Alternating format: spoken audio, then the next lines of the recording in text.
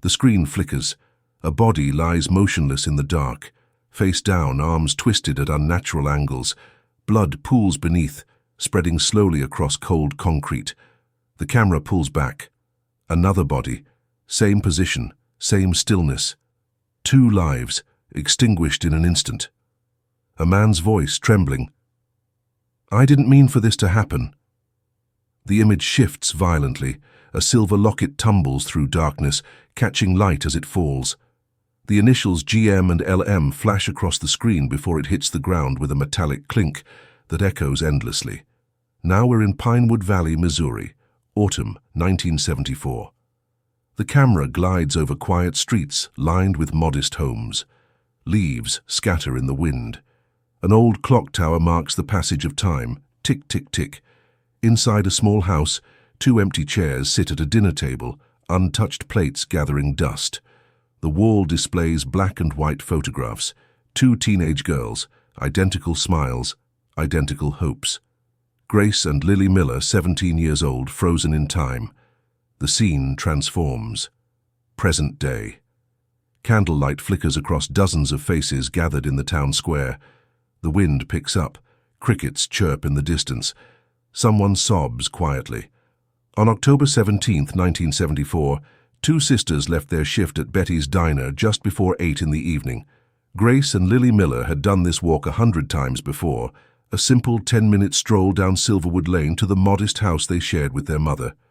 They were laughing, talking about boys, about school, about everything 17-year-olds talk about when the world still feels full of possibility. They never made it home. For 45 years, their disappearance consumed Pinewood Valley. Theories multiplied, suspicions festered, families turned against neighbors, trust evaporated like morning fog. The investigation went cold. The case files gathered dust in a basement archive, another unsolved tragedy in a town that couldn't afford to forget, but had no choice but to move forward. Then, in 2019, a deputy responded to a routine trespassing complaint near an abandoned mine on the county's edge. What he found in those dark tunnels would finally answer the question that had haunted an entire community for nearly half a century. But the truth was darker than anyone had imagined. Drop your location in the comments below.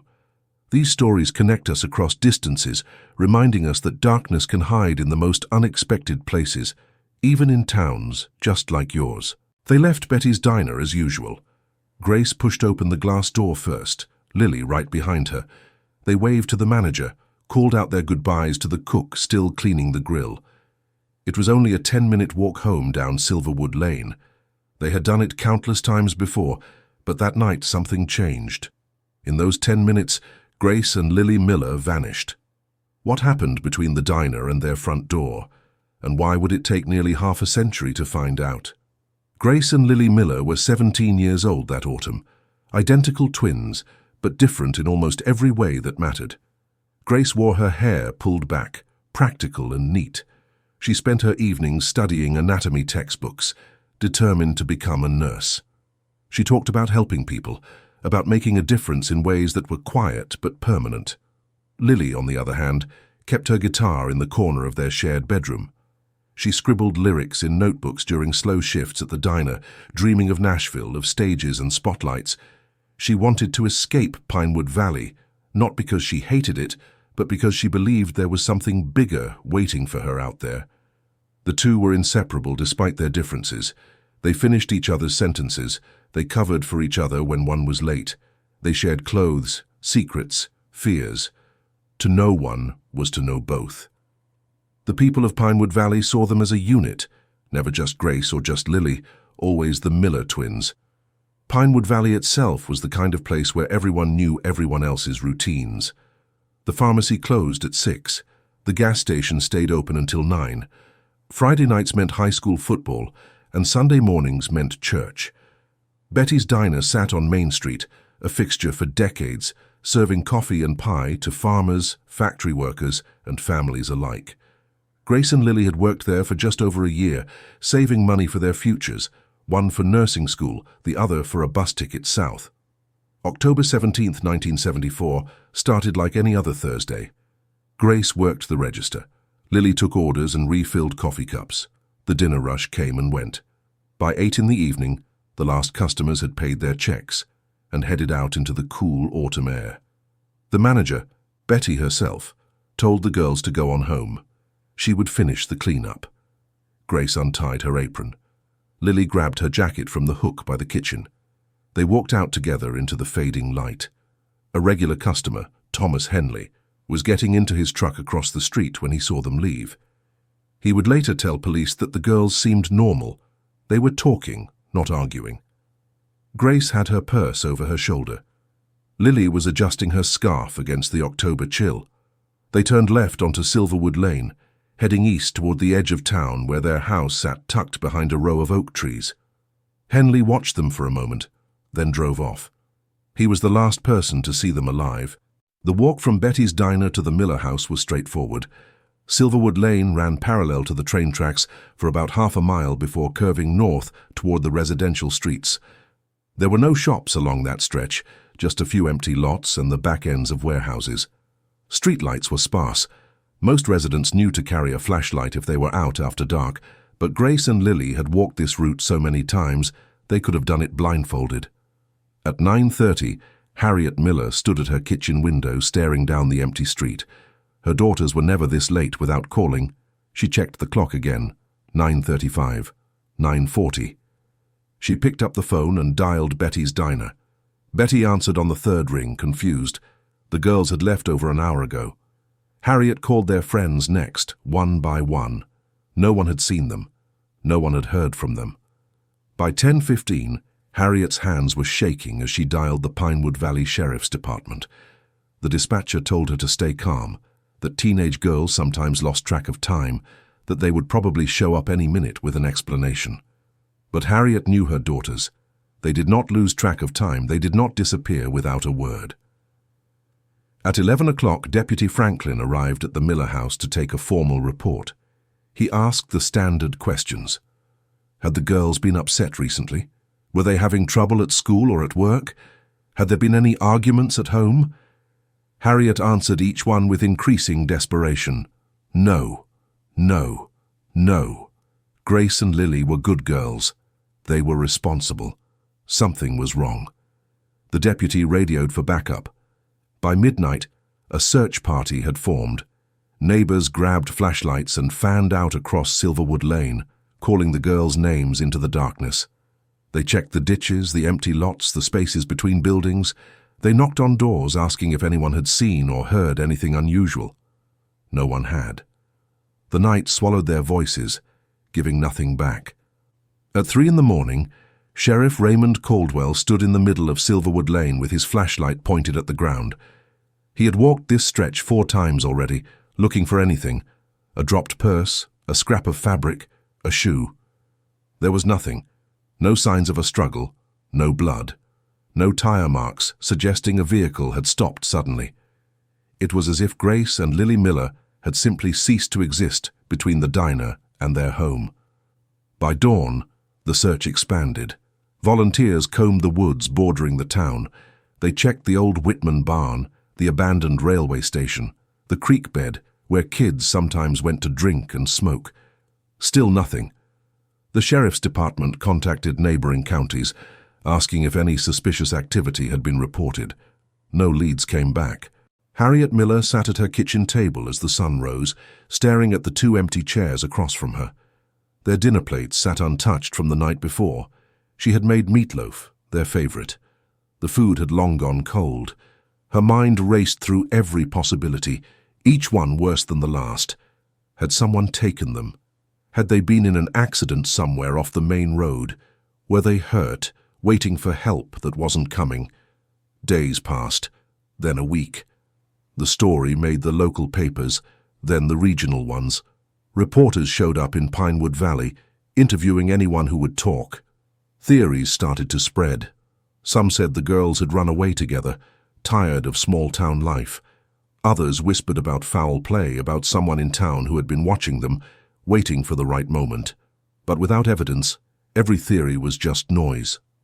The first real clue surfaced on October 23rd, 6 days after the disappearance. A farmer named Eugene Cross was driving his tractor along Woods End Road, a rarely used stretch of gravel about 3 miles outside Pinewood Valley.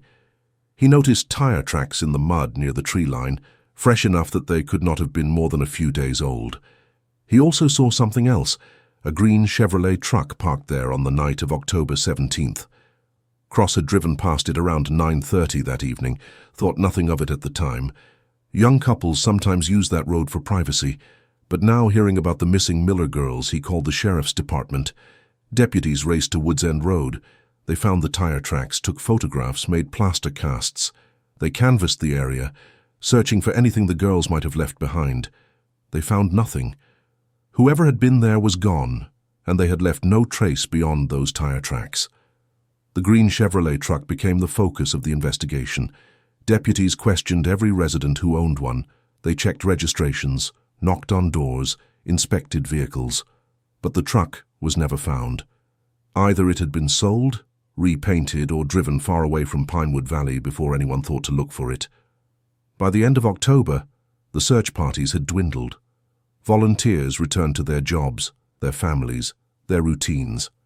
The sheriff's department kept the case open, but with no new leads, there was little they could do. Grace and Lily Miller had disappeared into thin air, and no one knew why. What do you think happened that night? Drop your thoughts in the comments below. Could it have been random, or was someone in Pinewood Valley hiding a terrible secret? The search began the very night Grace and Lily went missing. Neighbors, friends, strangers, all came together to help. They walked shoulder to shoulder through the darkness, calling out names that received no answer. But after hours of searching, after combing through every inch of ground they could cover, no one could explain where the twins had gone. There were no signs, no struggle, no tracks in the dirt, no dropped belongings. And yet, they were gone. Harriet Miller refused to sleep. She stood in her kitchen as volunteers filed in and out, organizing search parties, making coffee, passing out flashlights. Her eyes were red but dry. Shock had taken hold, pushing aside tears for something harder, something more determined. She would not accept that her daughters had simply vanished. Someone had to know something. Someone had to have seen something. By the morning of October 18th, the entire town knew. Word spread fast in Pinewood Valley. The hardware store owner closed his shop to join the search. Teachers left their classrooms. Factory workers called in. Within hours, more than 100 people had gathered at the Miller house, ready to help. Harriet divided them into groups, assigning sections of town, patches of woods, stretches of road. She moved with purpose, driven by a mother's desperate hope that the next group to return would bring her daughters home. Sheriff Wade Lawson arrived at the Miller house just after dawn. He was a man in his late 50s, a career lawman who had spent 30 years keeping Pinewood Valley safe. But this was different. Missing children cases were rare here, almost unheard of. He studied the map spread across Harriet's kitchen table, marking off areas already searched, identifying new ones to cover. His deputies fanned out with the volunteers, radios crackling with updates every few minutes. Nothing. Nothing. Nothing. The search dogs arrived by midday. 2 German shepherds, trained in tracking, brought in from the county's K9 unit. Their handlers started at Betty's diner, letting the dogs pick up the scent from the girls' aprons still hanging in the back room. The dogs moved quickly, pulling their handlers down Silverwood Lane with noses to the ground. They followed the same route Grace and Lily would have taken. But near the railroad tracks, both dogs stopped. They circled, confused, then sat down. The scent trail had vanished. The handlers tried again. They walked the dogs back to the diner, started over. Same result.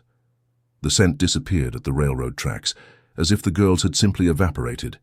One handler, a man named Cornell, who had worked with tracking dogs for 15 years, shook his head. He had never seen anything like it.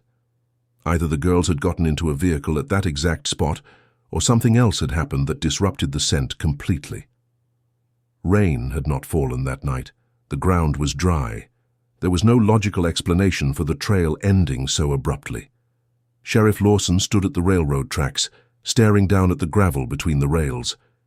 His mind worked through possibilities. If someone had picked up the girls, It would have required them to stop right here. But why would Grace and Lily get into a stranger's vehicle? They were smart girls, cautious, unless it was not a stranger, unless it was someone they knew, someone they trusted. The sheriff began making a list. Every man in town who owned a vehicle.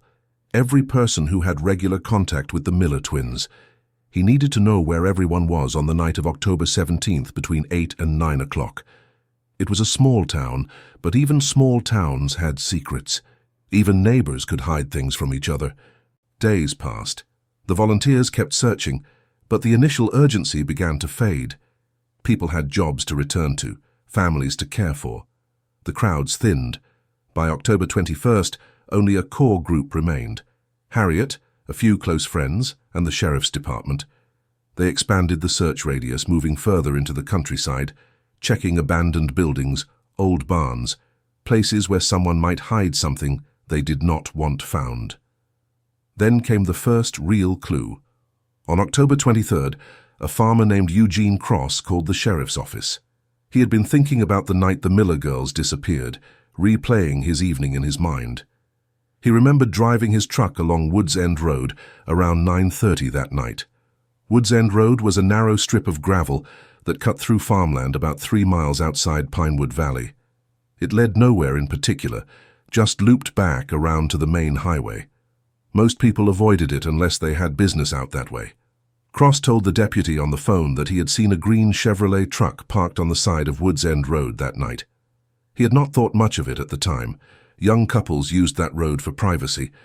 But now, with the Miller girls missing, the memory bothered him. Why would someone be parked out there at that hour on a Thursday night? And why had that truck been sitting there with its lights off? Sheriff Lawson drove out to Woods End Road within the hour. He brought 2 deputies with him and a camera to document anything they might find. The road was still muddy from recent rain earlier in the week. Sure enough, tire tracks were visible near the tree line, pressed deep into the soft ground. The tread pattern was distinct, wide and aggressive, consistent with a truck. Lawson had his deputies take photographs from every angle. They made plaster casts of the tracks, preserving the evidence. But there was nothing else, no footprints, no discarded items, no signs that Grace or Lily had been there. The truck, whatever it was, had left only its tires behind. Lawson returned to his office and began pulling records. How many people in Pinewood Valley and the surrounding area owned a green Chevrolet truck? The list was longer than he hoped. Trucks were common in farm country. Green was a popular color. He needed to narrow it down. Deputies started visiting homes, asking questions. Do you own a green Chevrolet? Where were you on the night of October 17th? Can anyone verify that? Most people cooperated willingly. They understood the urgency. But some became defensive, offended by the implication. Sheriff Lawson kept his tone calm, professional. He was not accusing anyone. He was simply gathering information. But inside, frustration was building. Every interview led nowhere. Every truck they inspected came back clean. The local newspaper ran a front-page story on October 25th. Miller twins still missing. Police seek green Chevrolet. The article included a description of the truck and a plea for anyone with information to come forward. Tips started coming in.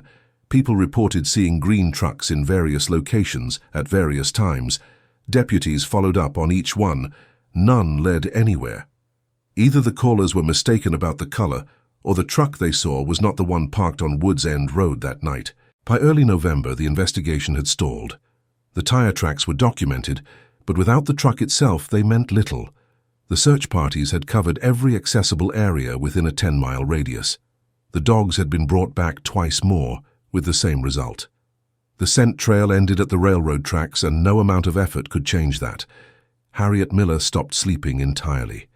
She sat by the phone, waiting for a call that never came.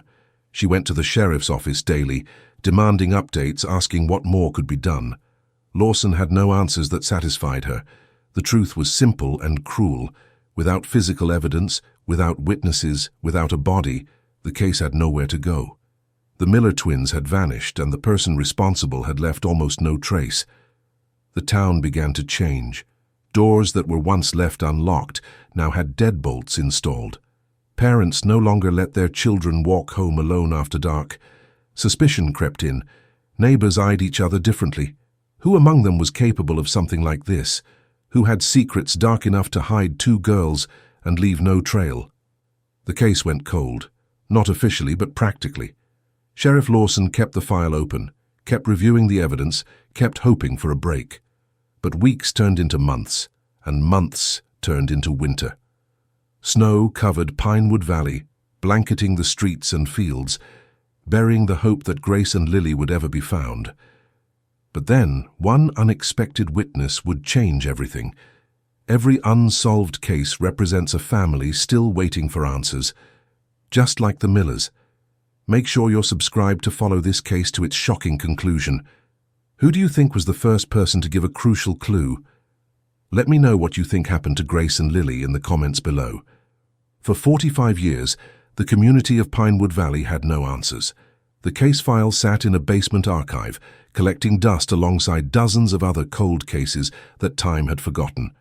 But in 2019, when Deputy Adam Briggs discovered those remains in the abandoned mine, everything changed. The file was pulled, the evidence was re-examined, and as investigators began connecting dots that had been invisible for decades, an old name surfaced, someone no one had ever truly suspected, a name that would shake the town to its core. David O'Rourke. David O'Rourke had been 32 years old in 1974. He ran a small mechanic shop on the outskirts of Pinewood Valley, fixing cars and farm equipment for locals who could not afford the dealership rates in the city. He was known around town as reliable, hard-working, the kind of man who would drop what he was doing to help a neighbor with a flat tire. He had lived in Pinewood Valley his entire life. His father had owned the same shop before him. People trusted O'Rourke because they had known him since he was a boy. What most people did not know was that O'Rourke had a history that did not fit the image he projected. In 1973, a year before Grace and Lily disappeared, O'Rourke had been involved in an incident with a woman named Patricia Kendall. Patricia worked at the county clerk's office, and she had hired O'Rourke to fix her car. According to Patricia's statement to police at the time, O'Rourke had shown up at her house unannounced multiple times after the repair was finished. He claimed he needed to check on the work, make sure everything was running smoothly. But his visits made her uncomfortable. He lingered too long. He asked too many personal questions. When Patricia finally told him to stop coming by, O'Rourke became agitated. He raised his voice. He accused her of being ungrateful. A neighbor heard the argument and called the police. When deputies arrived, O'Rourke was calm. He apologized, said it was a misunderstanding, that he had only been trying to provide good customer service. Patricia did not press charges. She just wanted him to leave her alone. The incident was documented in a report, filed away and forgotten. No one connected it to anything larger. No one thought to look deeper into David O'Rourke's behavior.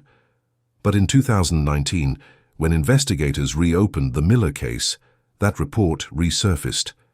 Detective Nina Vasquez, assigned to lead the renewed investigation, read through every piece of paperwork related to the original case. She cross-referenced names, looking for anyone who had been in Pinewood Valley in 1974 and might still be alive to interview. O'Rourke's name appeared multiple times. He had been friendly with Harriet Miller. He had done repair work on her car and fixed a broken window at her house just weeks before the twins disappeared. He had been at Betty's diner the night Grace and Lily went missing. Vasquez pulled the original witness statements. Thomas Henley, the man who had seen the twins leave the diner, mentioned that O'Rourke had been there earlier that evening. He had eaten dinner alone at the counter, lingering over coffee longer than usual. Betty, the diner's owner, remembered that O'Rourke had asked her what time the girls got off work. She had thought nothing of it at the time. O'Rourke was a regular. He made small talk. But now, looking back through the lens of what had happened next, the question felt different. Vasquez dug further. She spoke to people who had known O'Rourke in the 70s. A former co-worker recalled that O'Rourke had talked about Grace Miller often.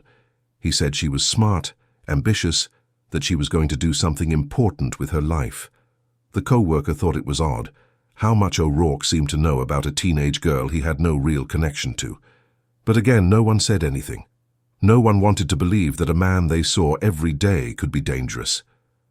The most troubling detail came from Harriet Miller herself. In a 2019 interview, nearly 70 years old and still grieving her daughters, Harriet told Vasquez something she had never mentioned before. In the weeks leading up to the disappearance, O'Rourke had stopped by the house several times. He always had a reason, checking on the repair he had done, dropping off a tool he thought she might need. But he always asked about the girls. Where were they? What were they doing? When would they be home? Harriet had assumed he was just being friendly, making conversation. Now she wondered if he had been watching, waiting, planning. Detective Vasquez obtained O'Rourke's alibi from the original investigation. On the night of October 17, 1974, O'Rourke claimed he had been home alone, working on paperwork for his business. No one could verify that. He lived by himself at the time. His shop was closed by 7 in the evening. There was a 3-hour window where his whereabouts were completely unaccounted for. Sheriff Lawson had noted this in his report, but had no reason to pursue it further. O'Rourke was a respected member of the community. Without evidence, suspicion alone meant nothing. But now, with the remains of Grace and Lily found in an abandoned mine, Vasquez had a new angle. She obtained a warrant to search O'Rourke's property. He still lived in the same house he had occupied in 1974, a small ranch-style home at the end of a long dirt driveway. The search took 2 days. Forensic teams combed through the garage, the basement, the attic. They found old tools, stacks of invoices, boxes of junk accumulated over decades. Nothing that directly tied him to the crime. Then they found the truck. In a storage shed behind the house, covered with a tarp and surrounded by rusted farm equipment, sat a 1972 Chevrolet pickup. It was green. The paint was faded, the tires flat, but the vehicle matched the description from 1974. Vasquez felt her pulse quicken. She ordered the truck towed to the forensics lab for processing. The tire treads were compared to the plaster casts taken from Woods End Road 45 years earlier. The match was not perfect. Time and decay had altered the tires, but the pattern was consistent. It was the same make, the same model, the same tread design. The lab also found soil samples embedded in the wheel wells. Chemical analysis revealed trace elements consistent with the soil near the abandoned mine, where the remains had been discovered. On November 12, 2019, David O'Rourke was brought in for questioning. He was 77 years old by then, retired, living alone in the house he had never left. He walked into the interview room with a cane, his movements slow and deliberate. Detective Vasquez sat across from him, a folder thick with documents resting on the table between them. She asked him about the truck. O'Rourke said he had not driven it in years. It had broken down sometime in the 80s, and he had never bothered to fix it, just kept it around in case he needed parts for other repairs. Vasquez asked why he had covered it with a tarp, hidden it away. O'Rourke shrugged. He did not have a good answer, just seemed like the thing to do. She asked about the night of October 17, 1974. O'Rourke repeated the same story he had given decades earlier. He had been home alone doing paperwork. He had not gone anywhere. He had not seen Grace and Lily Miller after they left the diner. Vasquez leaned forward. She told him about the tire tracks on Woods End Road. She told him about the soil samples from his truck, matching the area where the bodies were found. She asked him to explain that. O'Rourke did not flinch. He said he had driven that truck all over the county back in the day. He had worked on equipment at farms, ranches, places all around Pinewood Valley. Of course, his tires would match soil from different locations. That proved nothing. Vasquez pressed harder. She asked about his interest in Grace Miller, about the questions he had asked Harriet, about the times he had shown up unannounced. O'Rourke's expression changed. His jaw tightened. He said he had been trying to help a single mother. That was all. People were reading too much into innocent gestures. The interview lasted 4 hours. O'Rourke never confessed. He denied everything. But as Vasquez reviewed the recording later, she noticed something.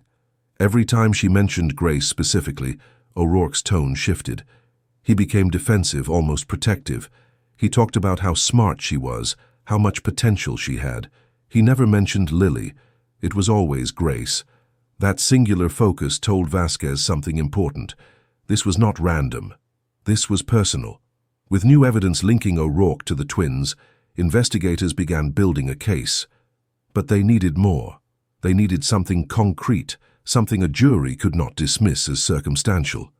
The question remained, had they found their man or was something more complicated at play? What do you think of the suspects in this case? Do you think the right person is being investigated? Drop your thoughts below. Do you think O'Rourke is guilty? What would you do if you were the investigator? Let me know your thoughts below. In 2019, a routine trespassing call would lead to the breakthrough Pinewood Valley had been waiting for, but no one could have predicted where it would take them. Deputy Adam Briggs had been with the County Sheriff's Department for 8 years. He had handled domestic disputes, traffic accidents, the occasional bar fight. Nothing prepared him for what he would find on the afternoon of March 14, 2019. The call came in just after 2 in the afternoon. A hiker reported seeing fresh boot prints near the entrance to the old Pinewood mine, an abandoned site that had been closed since the early 60s. The mine had a reputation. Local teenagers sometimes ventured inside on dares, spray painting the walls, leaving beer cans behind. Most of the time it was harmless trespassing. Briggs expected this to be no different. He arrived at the site alone, parking his patrol car at the base of the hill where the mine entrance sat partially concealed by overgrown brush. The metal gate that once secured the opening had rusted through years ago, leaving a gap wide enough for someone to slip inside. Briggs grabbed his flashlight and stepped through. The air inside was cold, stale. The tunnel stretched ahead into darkness, the walls reinforced with rotting timber beams that groaned under the weight of the earth above. Briggs called out, announcing his presence, giving whoever might be inside a chance to come forward peacefully. No response. He moved deeper, his flashlight beam cutting through the shadows. The tunnel split into 2 branches about 50 feet in. He chose the left passage, following the boot prints he could see in the dust. That was when he saw them. 2 shapes on the ground, partially covered by debris and collapsed sections of the ceiling. At first, Briggs thought they were mannequins, discarded props from some Halloween prank. But as he moved closer, his light revealed the truth. Bones, human remains. 2 sets, lying side by side. Briggs stepped back, his hand instinctively moving to his radio. He called it in, his voice steady despite the adrenaline surging through him. Dispatch confirmed backup was on the way. Briggs secured the scene, marking the entrance with crime scene tape, keeping his distance from the remains while he waited. Within 20 minutes, Detective Nina Vasquez arrived with a forensic team. Vasquez entered the mine cautiously, her flashlight sweeping across the walls. She had worked homicides for 12 years, seen more death than most people could stomach. But something about this felt different. The location was deliberate. Someone had brought these bodies here, hidden them deep enough that they would never be found by accident. The mine had been off limits for decades. No one came here, no one looked here. It was the perfect grave. The forensic team began their work. They photographed the scene from every angle, documenting the position of the remains, the condition of the surrounding area. The bodies had been there a long time. Decomposition was complete. What remained were skeletons, clothing fragments, and a few personal items that had survived the passage of time. One of the forensic techs knelt beside the remains on the right. She brushed away dirt carefully, revealing something small and metallic. A locket, silver, tarnished but intact. She lifted it gently, turning it over in her gloved hand. On the back, engraved in delicate script, were 2 sets of initials. GM and LM Vasquez felt her breath catch. She had read the cold case files. She knew those initials. Grace Miller, Lily Miller. The twins who had vanished in 1974. The case that had haunted Pinewood Valley for 45 years.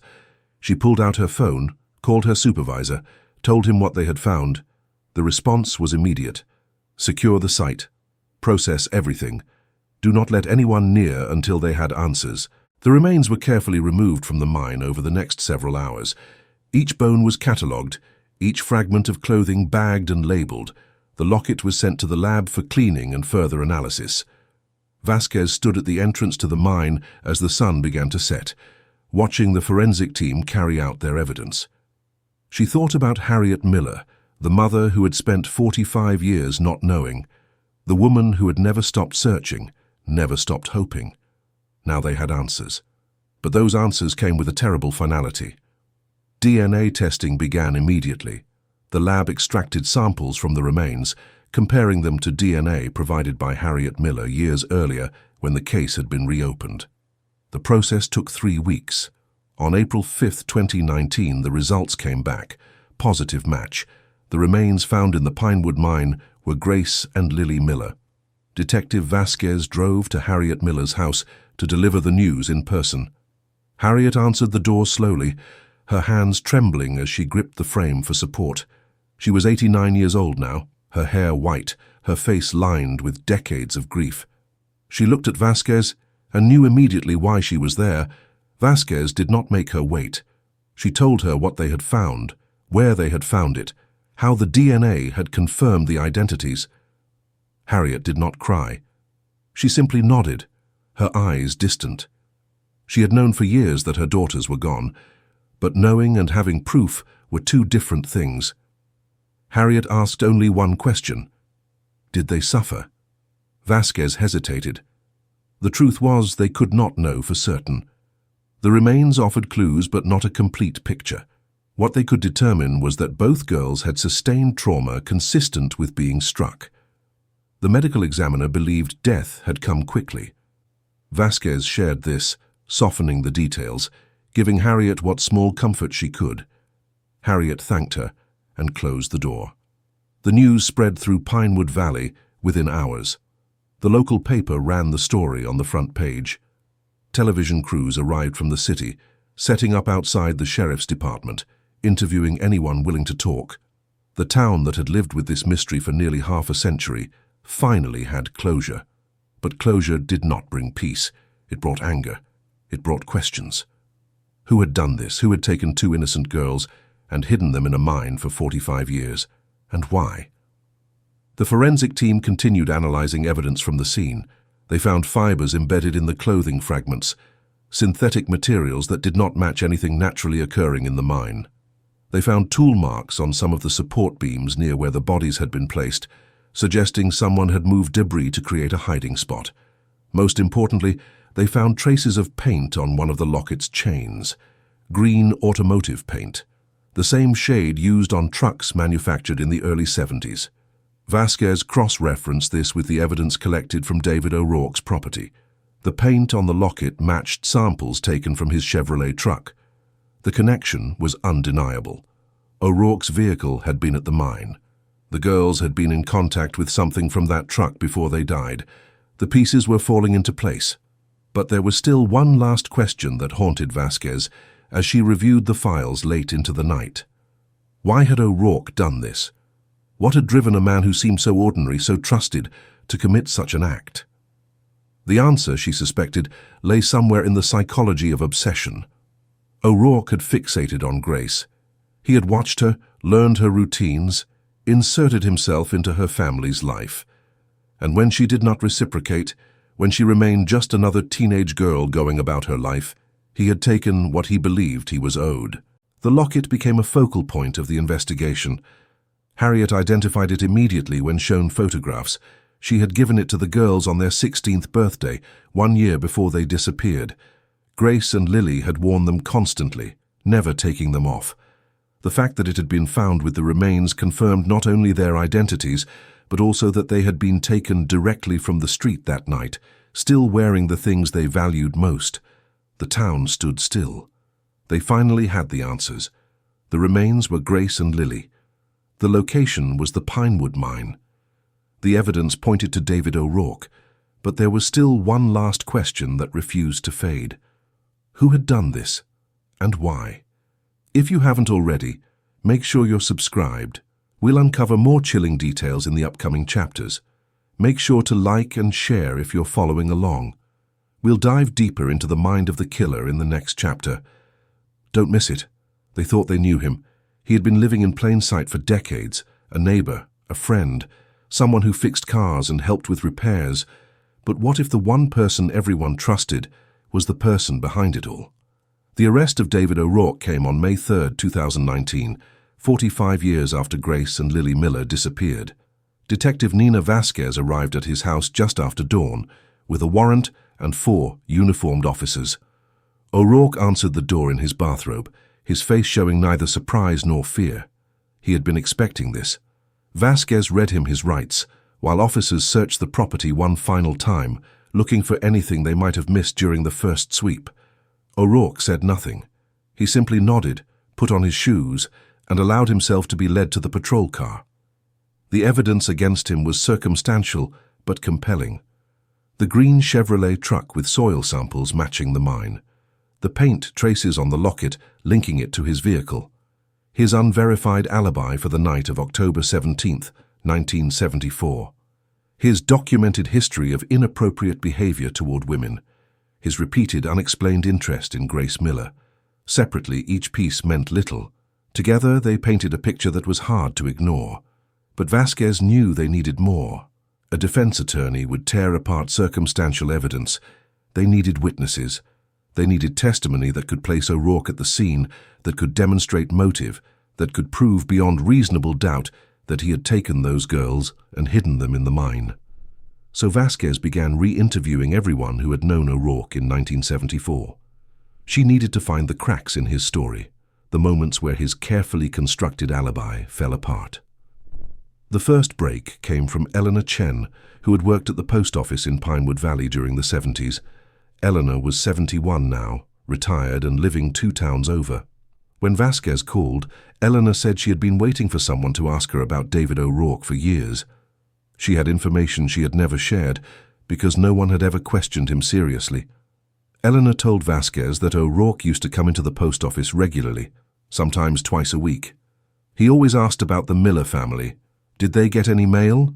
Were they expecting packages? Eleanor thought it was odd at the time, but assumed he was just being friendly since he did work for Harriet. But after the girls disappeared, O'Rourke stopped coming in. He started using a different post office 2 towns away. Eleanor had wondered why someone would drive an extra 20 minutes to mail a letter when the local post office was 5 minutes from his shop. Vasquez asked if Eleanor remembered anything specific from the weeks before the disappearance. Eleanor paused, thinking. Then she said yes. About 2 weeks before October 17th, O'Rourke had come in with a package. It was addressed to himself, sent from a hardware store in Kansas City. Eleanor remembered because the return address had caught her attention. Why would someone order something from so far away when there was a perfectly good hardware store in Pinewood Valley? O'Rourke had seemed nervous that day, eager to take the package and leave. Eleanor never saw what was inside. Vasquez obtained records from the Kansas City hardware store. It took weeks of searching through old inventory logs, but they finally found it. On September 28, 1974, David O'Rourke had purchased 2 sets of heavy-duty restraints, the kind used to secure large equipment during transport. The store clerk who processed the order had written a note in the margin. Customer paid cash, requested discreet packaging. Why would a small-town mechanic need restraints like that? And why would he want them shipped anonymously? The next witness came forward voluntarily. Margaret Foster had been a waitress at Betty's Diner in 1974, working the evening shift alongside Grace and Lily. She was 63 now, living in Florida, but she had followed the case online after the remains were discovered. She called the sheriff's department in June 2019, saying she had something important to share. Margaret told Vasquez that on the night of October 17th, David O'Rourke had been at the diner longer than anyone remembered. He had not just eaten dinner and left. He had stayed until closing, nursing a cup of coffee, watching the girls work. Margaret recalled feeling uncomfortable with how intently he stared at Grace. When Grace went into the back room to hang up her apron, O'Rourke had asked Margaret what time the girls usually walked home. Margaret told him it varied, but usually around 8. O'Rourke checked his watch, nodded, and left the diner 5 minutes before Grace and Lily finished their shift. This contradicted O'Rourke's statement that he had left the diner around 7, well before the girls got off work. Margaret was certain of the timing because she remembered looking at the clock when O'Rourke finally stood up to leave. It was 7:55. She thought it was strange that he had waited so long, but she was busy with closing duties and did not dwell on it. Now, looking back, she realized he had been waiting for them. Vasquez tracked down more people who had interacted with O'Rourke in the months leading up to the disappearance. A woman named Rita Lawson, who had been Harriet Miller's neighbor in 1974, recalled that O'Rourke had offered to drive Grace and Lily home from the diner several times. Harriet had always declined, saying the girls preferred to walk. Rita remembered Harriet mentioning that O'Rourke seemed too eager, too insistent. It made her uneasy, but she had not said anything because O'Rourke had been so helpful with repairs around the house. Another neighbor, Frank Garrett, remembered seeing O'Rourke's green truck parked on Silverwood Lane late one night in early October, about 2 weeks before the girls disappeared. Frank had been walking his dog when he noticed the truck idling with its lights off. He thought maybe O'Rourke was having engine trouble, so he approached to offer help. But as Frank got closer, O'Rourke started the truck and drove away quickly without saying a word. Frank found it odd but forgot about it until the girls went missing. He mentioned it to Sheriff Lawson at the time, but without a clear connection, it went nowhere. Vasquez compiled all of this testimony, building a timeline that destroyed O'Rourke's alibi piece by piece. He had not been home doing paperwork on the night of October 17th. He had been at the diner, watching the girls, waiting for them to leave. He had followed them down Silverwood Lane.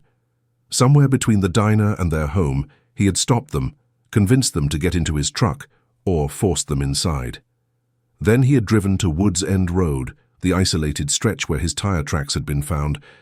What happened there, in those final moments, no one would ever know completely. But the evidence suggested he had taken them to the mine, hidden their bodies, and returned to his life as if nothing had happened. The psychological profile built by forensic psychologist Dr. Helena Marsh painted O'Rourke as a man driven by obsession and control.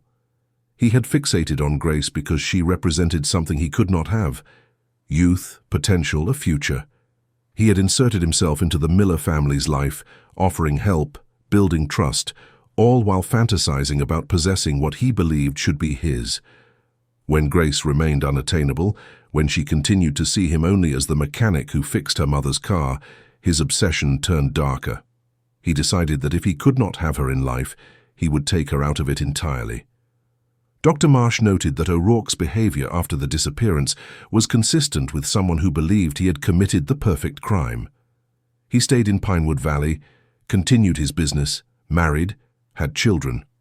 He lived a normal life on the surface while carrying the knowledge of what he had done. The fact that he kept the truck, hidden but not destroyed, suggested a part of him wanted to hold on to the power he had felt that night. The truck was a trophy, a reminder that he had gotten away with it. But he had not gotten away with it. Time had caught up. Technology had advanced. People had started talking. And now, sitting in an interrogation room with Detective Vasquez, David O'Rourke faced the truth he had avoided for 45 years. Vasquez conducted one final interview with O'Rourke before the case went to trial. She laid out every piece of evidence, every witness statement, every timeline inconsistency. She asked him point blank if he had taken Grace and Lily Miller. O'Rourke stared at her for a long moment. Then he asked for his attorney. He would not speak again without legal counsel present. In the end, the truth was finally exposed. But was it enough to bring justice for Grace and Lily? The trial was about to begin, and everything would change. If you think you know who did it, comment your theory below. Let's dive deep into this case together. Make sure you subscribe, hit the notification bell, and share this video with someone who appreciates true crime stories.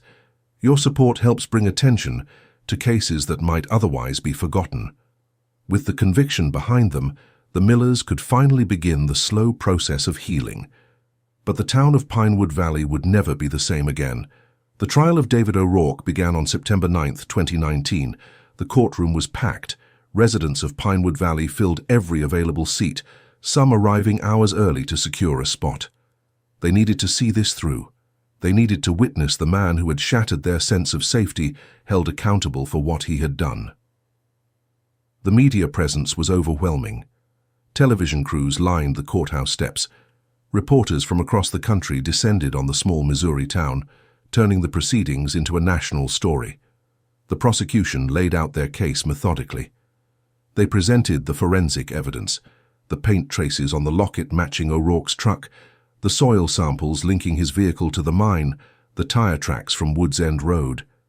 They called witnesses who testified about O'Rourke's obsession with Grace Miller, his unverified alibi, his pattern of inappropriate behavior toward women. Eleanor Chen took the stand, and described O'Rourke's suspicious package from Kansas City. Margaret Foster recounted how he had stayed at the diner that night, watching the girls waiting. Frank Garrett testified about seeing O'Rourke's truck parked on Silverwood Lane with its lights off weeks before the disappearance. The defense attempted to create reasonable doubt. They argued that circumstantial evidence was not proof of guilt. They pointed out that O'Rourke had no criminal record, that he had lived in Pinewood Valley his entire life without incident. They suggested that someone else could have driven his truck that night, that the paint traces could have been transferred incidentally, that memories from 45 years ago were unreliable. But the jury was not convinced. The weight of evidence, the consistency of testimony, the timeline that placed O'Rourke at every critical juncture, it all pointed in one direction. On October 15, 2019, after 3 days of deliberation, the jury returned with a verdict. Guilty on 2 counts of murder in the first degree. The courtroom erupted. Some people wept. Others sat in stunned silence. David O'Rourke showed no emotion. He stared straight ahead as the judge read the sentence. 2 consecutive life terms without the possibility of parole. He would die in prison. There would be no appeals that could save him. The evidence was too strong, the case too airtight. Harriet Miller sat in the back of the courtroom as the verdict was read. She was 90 years old now, frail but present. She had waited 45 years for this moment. When the judge's gavel fell, she closed her eyes and whispered something only she could hear. Later, reporters would ask her what she had said. She told them she had thanked Grace and Lily for waiting, for not letting their story be forgotten. After the trial, Harriet spoke to the press on the courthouse steps. Her voice was quiet but steady. She said the years of searching, the endless pain of not knowing, were finally over. She could grieve properly now. She could lay her daughters to rest with dignity. David O'Rourke had taken 45 years from her, 45 years of wondering and hoping and fearing, but he could not take away the memories of who Grace and Lily had been before that terrible night. They had been kind, ambitious, full of dreams. That was what she would choose to remember. Harriet also announced the establishment of the Grace and Lily Miller Foundation, a non-profit organization dedicated to supporting families of missing persons.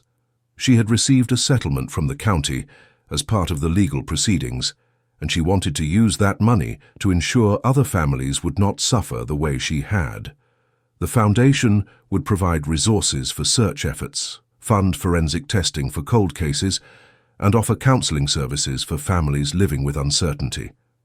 It was her way of turning tragedy into something meaningful, of making sure her daughters' deaths had purpose beyond the pain they caused. Pinewood Valley began the process of healing, though healing was not the right word. It was more like adjusting, learning to live with the knowledge of what had happened. The town had always prided itself on being safe, on being the kind of place where people looked out for each other. But David O'Rourke had proven that danger could hide behind a familiar face. Neighbors started locking their doors at night. Parents kept closer watch on their children. Trust, once given freely, now required proof. The old Pinewood mine was sealed permanently. The county filled the entrance with concrete, ensuring no one could ever enter again. A memorial was erected at the site, a simple stone marker with the names Grace Miller and Lily Miller engraved beneath an inscription, "Gone but never forgotten. May they rest in peace." People left flowers there, candles, small tokens of remembrance. It became a place for the community to gather, to reflect, to process their collective grief. Betty's diner, where Grace and Lily had worked their final shift, remained open. The current owner, a woman named Carol, who had purchased the business in the 90s, decided to honor the girls' memory by dedicating a corner booth to them. A small plaque was mounted on the wall with their photograph, the same black and white image that had appeared on missing posters decades ago. Regulars made a point of sitting there, of keeping the girls' presence alive in the space where they had spent so many evenings serving coffee and taking orders. The house where Harriet had raised her daughters was sold in 2020. Harriet moved into an assisted living facility closer to her remaining family. She could not bear to stay in the place where she had waited for so long, where every room held memories of the life they had shared before October 17, 1974. The new owners renovated the property, but they kept the small garden Harriet had planted in Grace and Lily's honor, 2 rose bushes, one white and one red, that bloomed every spring. David O'Rourke was transferred to a maximum security prison 3 hours from Pinewood Valley. He gave no interviews. He issued no apologies. He spent his days in a cell, aging, isolated, his name synonymous with betrayal and violence. Former friends refused to visit. His children, now adults, changed their last names and moved away, desperate to distance themselves from the man their father had turned out to be.